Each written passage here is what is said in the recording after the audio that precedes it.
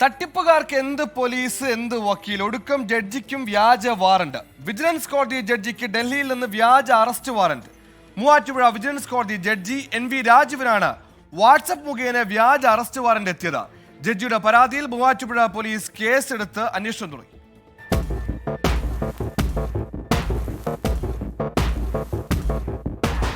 വ്യാജ അറസ്റ്റ് വാറന്റുകൾ വാട്സാപ്പിലൂടെ അയച്ച് പണം തട്ടുന്ന സംഭവങ്ങൾ കേരളത്തിൽ കൂടി വരുന്നതിനിടയിലാണ് വിജിലൻസ് കോടതി ജഡ്ജിക്കും വ്യാജ അറസ്റ്റ് വാറന്റ് എത്തിയത്.